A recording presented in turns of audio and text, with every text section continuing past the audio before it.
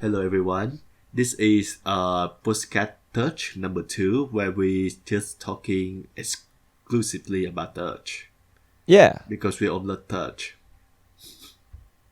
Which 5 episodes? So just so this is another batch of 5 episodes from 36 to 40. That well into Tatsuya having his first official match now. Yeah. Well, not only that, we're into his second year of high school. There's a time skip right at the start of episode 36.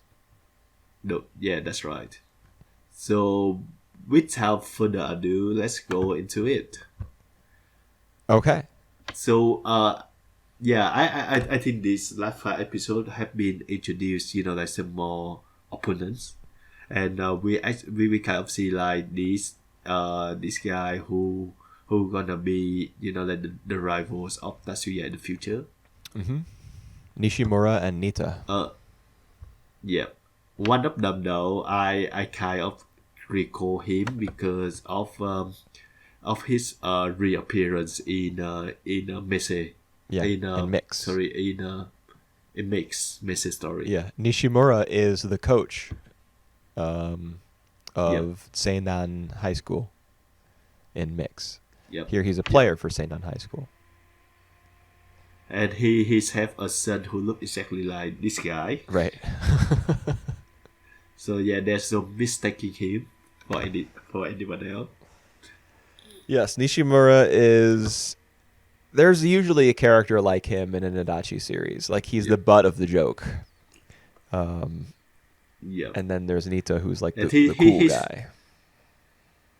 Yeah, and he is still the one who talented, but like not on the same level as as the biggest rivals days. Right. I feel like that's a theme in anime and in like Japanese stuff in general, is that there's often a character who's just like, they work hard and they're talented and stuff, but just not as much as the main character, or just not as much as another character. And it's just like there's a limit to what they can do. The whole talent versus hard work thing that Japan is obsessed with, especially in like sports anime.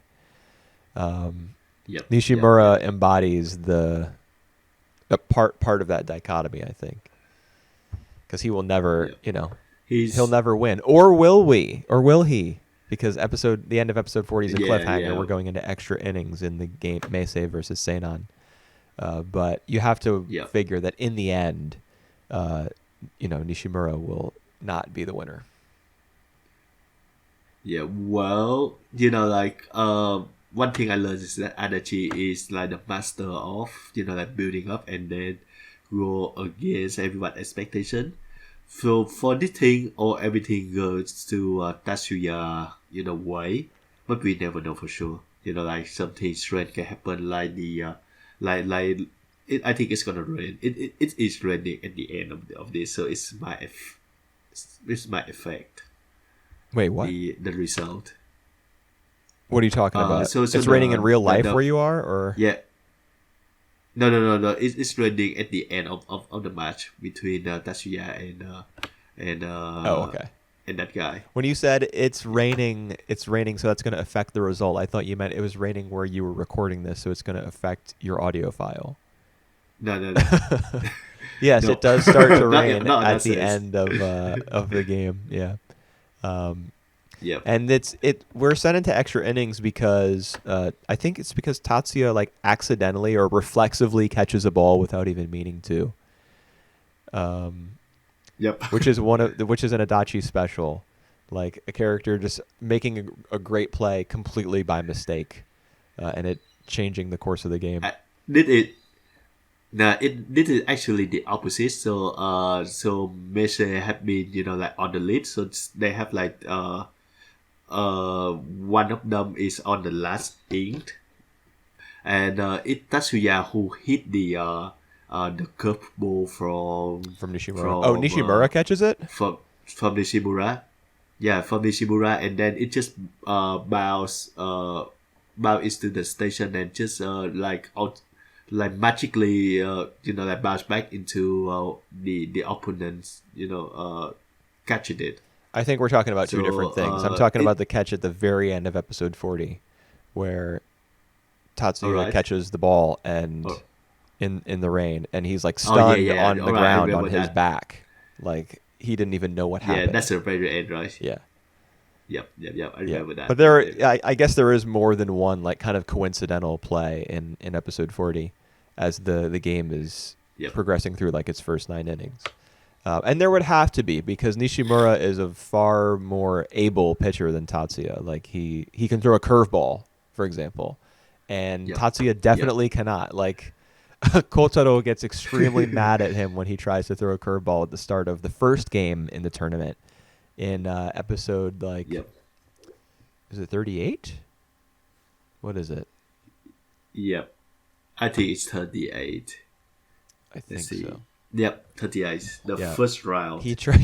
I mean, they're against a weaker team, and so he decides to try out his curveball, and Kotaro is like, never do that again. Yep.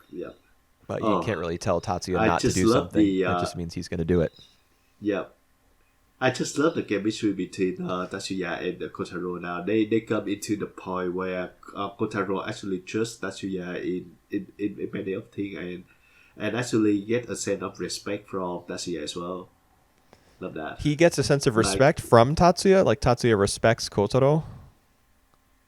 Oh, right. Sorry. He actually get a sense of respect to Katsuya as well. Yeah, well, he has a little conversation, a short conversation with the coach, and the coach says, "Do you still think he has a control problem?" And Kotaro is like, "No, everywhere I set up my mitt, he threw." So he does. Right. He's starting to understand that Tatsuya does have a lot of potential as a pitcher, but you can imagine that they're still going to be getting on each other's nerves for a while.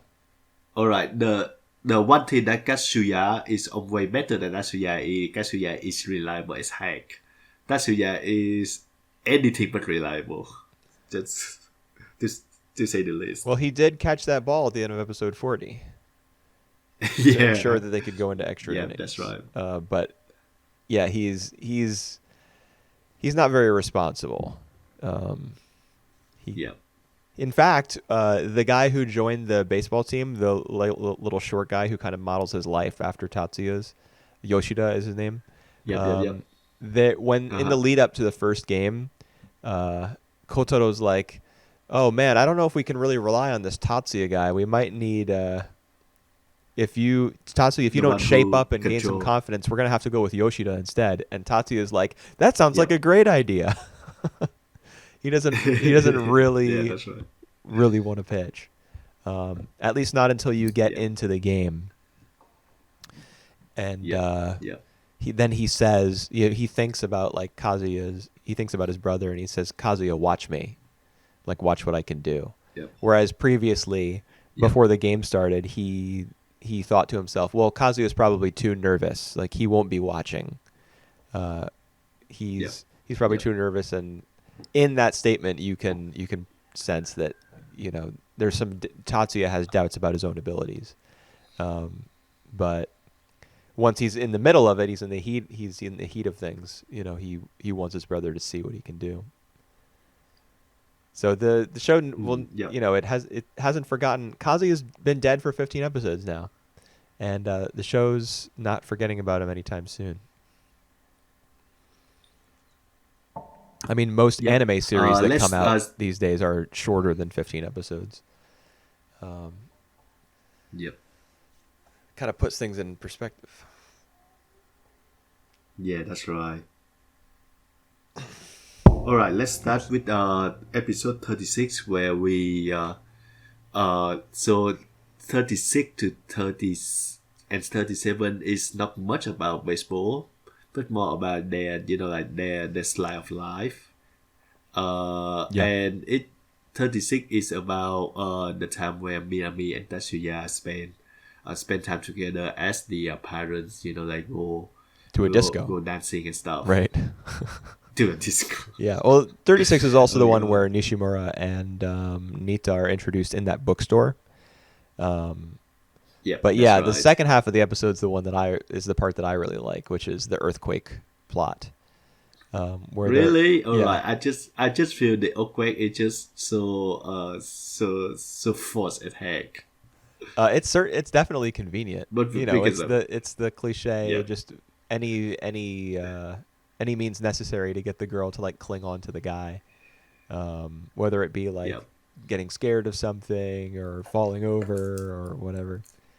But I'm alright. I mean, Touch is that kind of series. You know, it's like a romantic comedy, and it has its tongue in its cheek a lot of the time. Um, yep, and I mean, the show even kind of makes fun of the idea of the earthquake being something that Minami is scared of and something that causes her to like uh, lunge at Tatsuya and like hug him, because after the earthquake's over, he yep, fakes an aftershock by like taking the table and and like making a bunch of noise with it, and yep, she just hits him for it. She like pushes him over yep. and cheerfully, like she's like, "Oh, you," and she pushes him over. This Yep. I just I bought it completely. I'm like, this is cute. Yay. I And liked it. actually we learned that now that the red hanger is the daughter of also Nita is the daughter of Nita the boy. So I'm kind of interested to see like The daughter. what her role is there. Wait, what? Or did I say daughter? The Yeah. sisters. The sister. Did we learn that in these 5 episodes?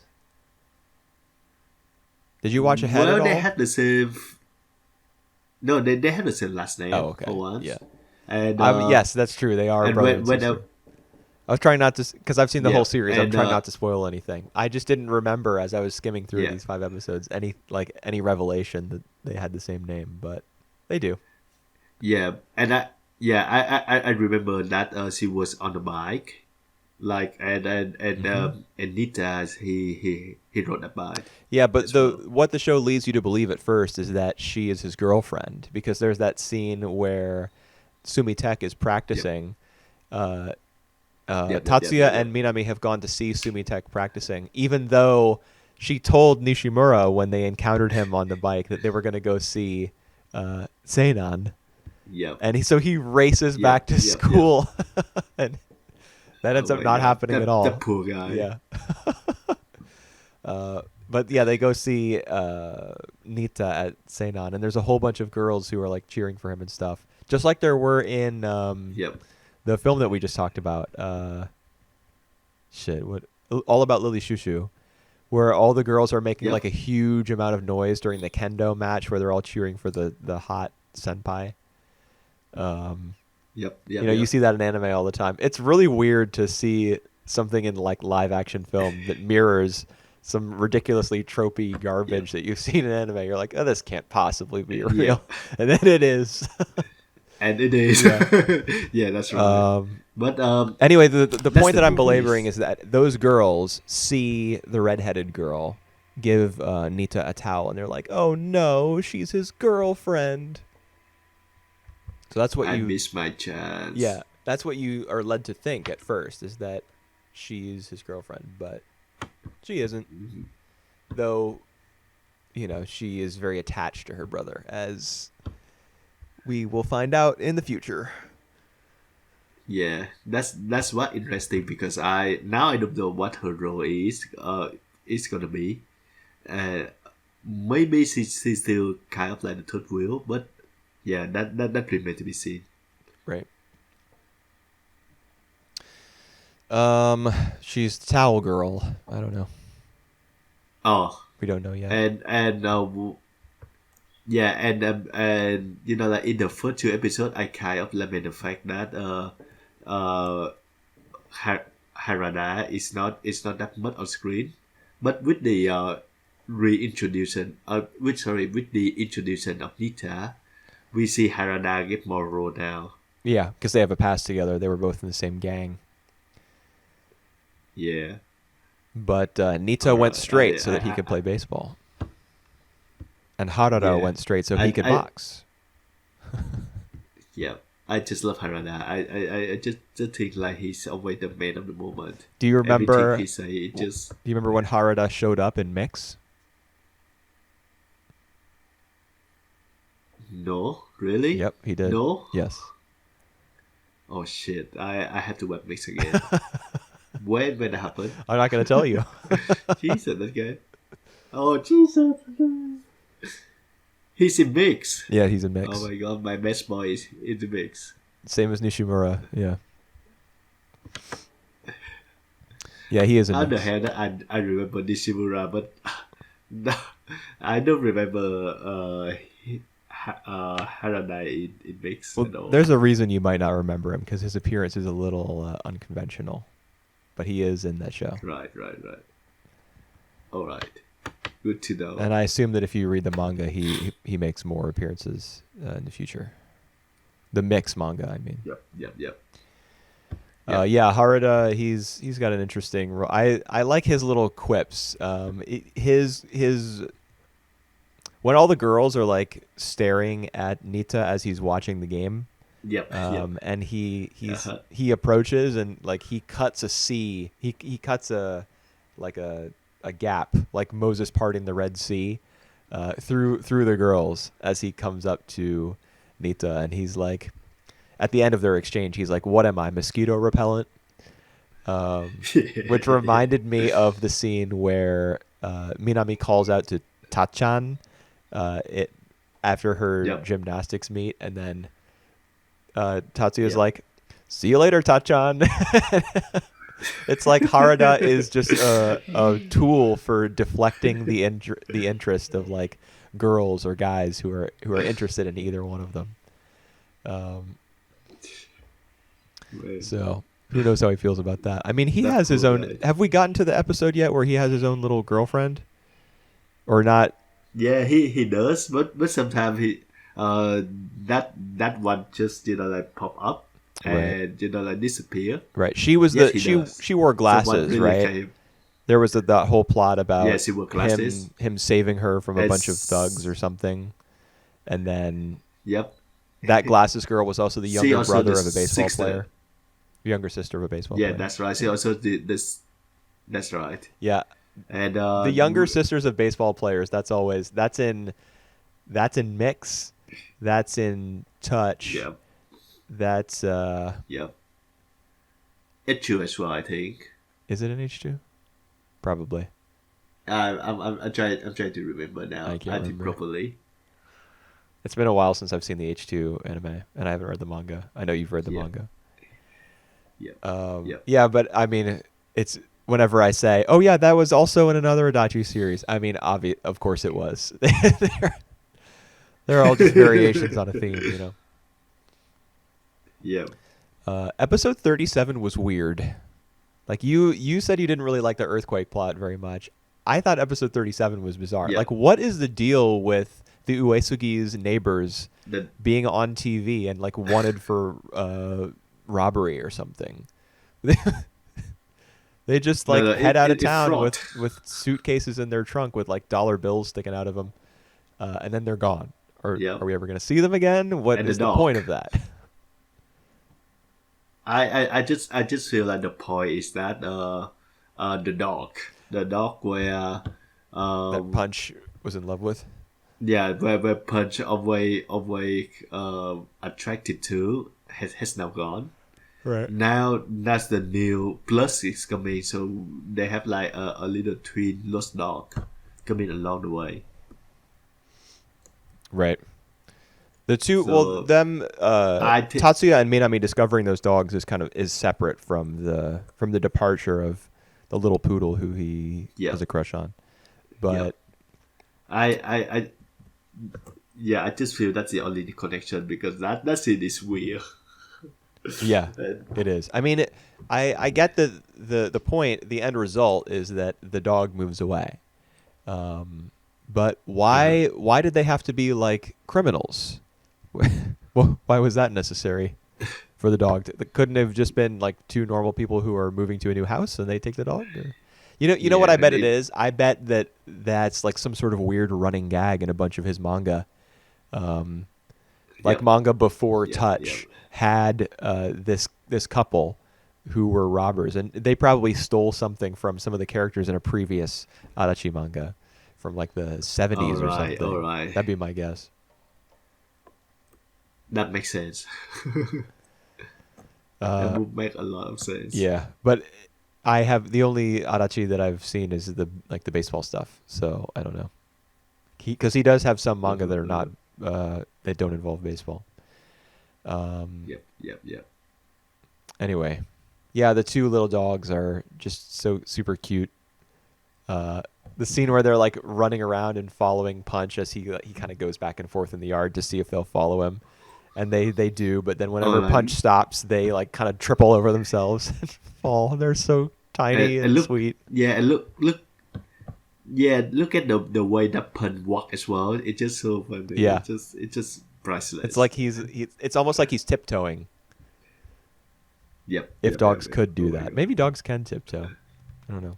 I guess it would be tip paw. Yep. But I thought that was neat. I definitely say that the dog in Touch can do that.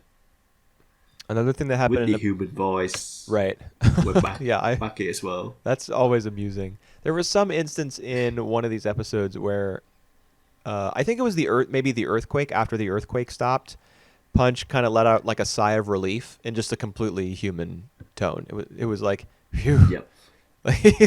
The voice actor for Punch is just like, ugh.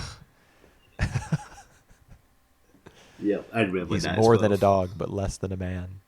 He is Punch. Now with Chi-Chi and Popo, his two little sidekicks. One shot that I did think was pretty weird was where Punch goes to the baseball stadium to watch the game, and you see the two little dogs struggling to climb up the steps. Oh my god! Who is no one attending the stairwells that lead up? Like, I assume you have to buy a ticket to get up there. Yeah. So how did the dog just waltz right by whoever? I don't get that.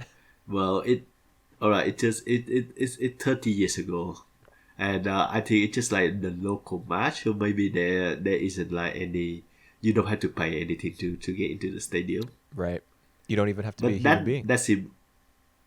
Yeah, but that scene was really cute. Like the two dogs are really struggling to get up the stair. Oh my god! It's like watching a baby try and fail to like stand up, and you're like, "Oh, you don't know anything. You can't do anything by yourself." Yep. All right. Another thing that happened in episode 37 that I thought that kind of ties into the later, more baseball-oriented episodes is that Minami tries to give Tatsuya a photo of Kazuya to like keep with him as he plays, and he refuses. Kind of in the same way that he insisted the necklace of flowers, the wreath of flowers that she gave him was that once the flowers die, it's just trash. He just says that in order to, keep his actual thoughts on the matter suppressed. Because it turns out he doesn't feel that way about carrying a photo of his brother. In fact, he had the same idea, and he did it independently. And Minami, a really neat idea to have Minami with binoculars in the stands, sees the photo fall out of his pocket. And she has underneath the binoculars, which are covering his eyes, she has like a little smirk on her face. So I just love their relationship. Love this moment. Yep. Yeah, me too. They had the same idea independently of one another, and so that they share the same feelings, but they. Yep. Neither of them can really say it, given what happened to Kazuya. Yeah, true. I was about to say that Minami had been really straightforward on the feeling with Tatsuya. She's the one who kissed Tatsuya, but that was way before Katsuya passed away. Right. Well, she kisses him, but she also says to him like, "So the two of you are going to make my dreams come true. Kazuya is going to take me to the Koshien, and the other dream, well, that's for you to fulfill." And the dream is marriage, like a lifetime of togetherness. We don't know that for sure. Well, we don't know that that's what she meant for sure, but I mean, we essentially know because in a future episode, he asks somebody. I think it's Minami's dad who he asks, like, what's something that an ordinary woman wants, and he's like, oh well, to be with the guy she loves. And he's like, Yep. it just hits him basically square in the face that's what she was referring to. All right.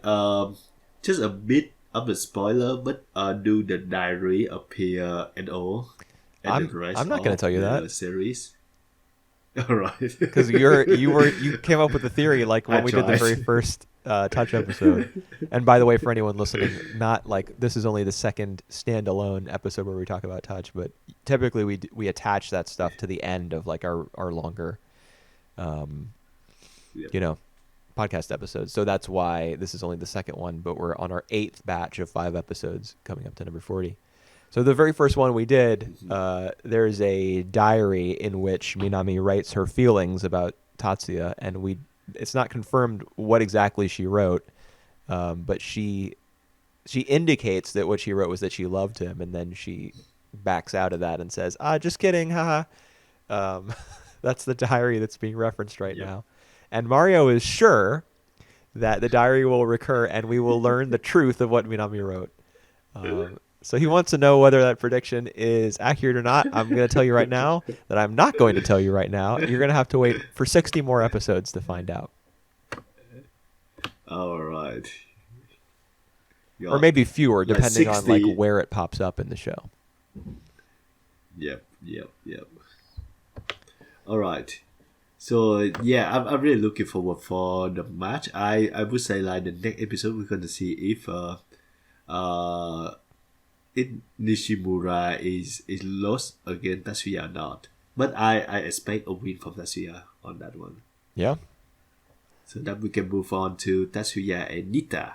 Right. Which is more of like the rivalry right now. Yeah. Nita, I mean, during that bookstore scene when they're first introduced in episode 36, Nishimura describes Nita as like the master of reading his opponent's mind. And he can't read Tatsuya's mind because Tatsuya beats him in that rock paper scissors game. So that kind of indicates that Nita is the destined rival because he seems to get one over on everybody else, but maybe he can't for Tatsuya. And there's also the connection that he has with Kazuya as well. We didn't mention that, but he tells the story to Harada of Kazuya being the one to light the fire in him to become a baseball player. And he was denied the opportunity for a rematch with Kazuya because of his death. So now he's looking at Tatsuya like, okay, well now this is the guy to beat. If I'm going to prove myself against anybody, it's going to be this guy because he's carrying on his brother's legacy. So that definitely has to signal that he's like the ultimate rival. Yep. The one thing that I'm interested to find out is that if Meisei gonna have any new players, good players coming up, because there is a pre-scene of them trying to recruit new members without any new member appear. That's right. Interesting. Remain to be seen. Right. I liked that recruitment scene. The way that episode opened. Which episode was that? I think it was 36, probably. Yeah, either 36 or 37. Looking at my notes here, it was 36. Right. The episode opens with the recruitment drive from a bunch of clubs, like athletic clubs, arts clubs, whatever. They're all out on the campus. They all have up their booths and their banners, and people are calling out to all the freshmen, like, "Come join this club. You're rose-colored campus life," or whatever. And then after we get a bunch of shots of those individual booths, the camera slowly pans over to Harada, who is alone at the boxing club recruitment booth, just doing nothing. And then we pan over a little more, and there's Tatsuya at the baseball one, also doing nothing. So these guys are just like made for each other. They're just they don't want to really put their all into anything. I can see the case for Harada because he's intimidating, but I don't know why. Baseball is supposed to be a popular sport. Yeah, well, Tatsuya is still thought of by a lot of people as kind of like the loser younger brother. Nishimura says as much in the bookstore. I keep talking about that scene, but it does tell you a lot about Nishimura and Mita's characters. and Nito's characters rather. And Nishimura says, at first when he identifies Tatsuya to Nita, he says, "Oh, that's Kazuya." And Kazuya, oh, I'm just making the connection now as I say this. Nita's reaction when Nishimura says, as Tatsuya is walking away, "Oh, that's Kazuya Uesugi." Nita's reaction is like of shock, and it wouldn't just be because he had heard of Kazuya's death. It would be because of his connection with Kazuya, of that baseball game that they played against each other. I just made that connection. Whoa. Yep. That's interesting. So from Nita's very first appearance, his connection to Kazuya is already like on screen. Just not in a way that you totally understand until later. I forget what I was talking about exactly, but yeah. Touch. All right, so a good batch of 5 episodes. Now we I think we're gonna see more of the baseball from now on. Could be. Hopefully. I want to see more earthquakes. Yeah. Oh God. I was just charmed by that scene, man. I have a feeling like watching Touch and like enjoying those sorts of scenes. I have a feeling that I'm gonna like a lot of like the 80s rom-coms, you know, like Urusei Yatsuda. The second season of Aim for the Ace. I've already seen the second season of Aim for the Ace actually, and that is not a rom-com by any stretch of the imagination. It gets way more dramatic than the first season. It's crazy. It's one of the most melodramatic anime I've seen, and that is saying quite a lot. Very good. I still haven't seen the final stage though, which is like the last OVA, and then there's a film. I can't remember the order exactly. If the last film comes first and then the OVA, or vice versa. But I just like there's Urusei Yatsuda. There's Mae-son Ikoku, which is by the same author. What is her name? Why can't I remember her name right now? She wrote like Inuyasha and Ranma 1/2 and stuff. Oh. Yeah, I know her, but I can't recall. I can't remember her name either. That's kind of embarrassing. And then there's Kimagure Orange Road, which is another really popular 80s rom-com. So I like enjoying that earthquake scene so much, and like how cheesy it is and like how cute it is. I think I'll probably like a lot of those shows. But Touch is the big one. Yep. Alrighty, so that will be the end of our Touchcast number 2. Touch podcast. That's right. We'll do. There's gonna be more of Touch. We're gonna be, like 60 divided by 5, so it's like mostly another 12 episodes of Touch. Yeah, well, there will be 12 more times that we talk about Touch, whether they be their own individual uploads or whether they be attached to the end of longer episodes. And so, I mean, we'll do. Oh, we're not doing one next week, are we? In fact, you know what? I don't think we're talking about Touch again for like almost 2 months. Oh, really? Yeah, pretty sure. Because the next episode on this channel is going to be the 2002 time capsule episode. We're going to sample a bunch of anime episodes from 2002, just like the first episodes of 10 different series. Then we're going to take a break for the holidays. And then when we come back, it's going to be like the Anime of the Year post and discussion. The Anime of the Year, and then the preview of Winter 2022. And we typically don't talk about like Touch or any sort of long form stuff when we talk about those. So, I think we're not going to talk about Touch for almost 2 months. It'll be the end of January. Yep. It's going to be in the same with the movie podcast. Right. Triple Cross Cinema, which we're doing over on our other channel. When we talk about some Chinese films next time, Chinese language films. So stay tuned for that. Yep. And as for the immediate future, we're going to be talking about the first episodes of stuff like Maho Shoujo, or I can't remember how you say Abenobashi, long title, but Abenobashi and 12 Kingdoms and Princess Tutu and Ghost in the Shell standalone complex and stuff like that. Yeah, or the 2002 great animes. Yeah, such as Cheeky Angel. Yes. We will see about that. Yeah. We'll see if it doesn't come in dead last on both of our lists.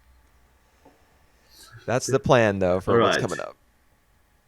Yep. Bye for now. All right. Take care.